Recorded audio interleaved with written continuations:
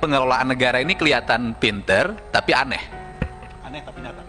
Yang pertama misalnya, kita memiliki logika bahwa pangan harus ditingkatkan, produktivitas harus ditingkatkan, kebutuhan masyarakat terhadap pangan itu harus dipenuhi. Wilayah yang padat penduduknya di Jawa, penduduk yang paling terbesar di Jawa Barat, sawah yang paling subur di Jawa Barat. Kita sibuk cetak sawah baru, kita sibuk bikin food estate, tapi sawah yang subur setiap hari diurukin. Logika apa ini negara ini?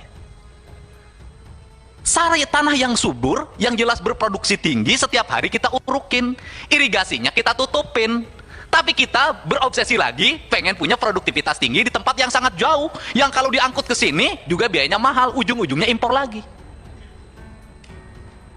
Ini yang berulang-ulang saya sampaikan ke Menteri Lingkungan Hidup, segera tata itu RUTR atau RDTR itu, RT/RW itu, dibuat pemetaan yang baik. Tidak lagi kita langsung saling tuduh-menuduh, ini wali kota, ini bupati, ini gubernur. Terintegrasi kebutuhan pangan orang Jawa Barat berapa, kebutuhan pangan orang Jawa Tengah berapa, orang Jawa Timur berapa, orang Sumatera berapa, Kalimantan berapa. Sesuaikan dengan arealnya, dorong produksi di situ, tidak usah loncat ke tempat lain. Nah, itu yang harus dilakukan oleh kita semua. Kalau tidak, sampai kapanpun dalam setiap periodisasi kita hanya membuat proyek angan-angan yang tidak pernah tercapai. Itu yang pertama.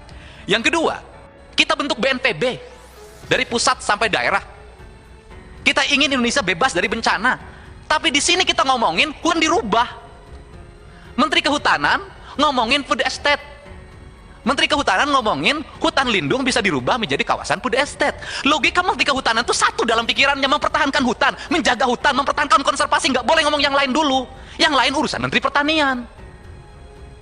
Nanti Menteri Pertanian yang didorong. Kalau setiap orang logikanya bisa dirubah-rubah, nanti pohon-pohonnya dirubah jadi padi semua, ya longsor.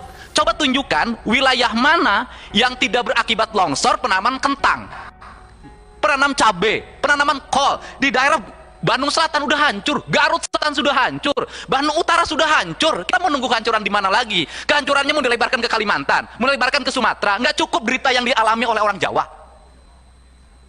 Ini harus segera dirubah mindset berpikir ini. Untuk apa? Negeri ini harus berkesinambungan, nggak berakhir di kita. Menteri boleh ganti, presiden boleh ganti, tapi Indonesia harus terus. Siapa yang bisa mencegah bencana?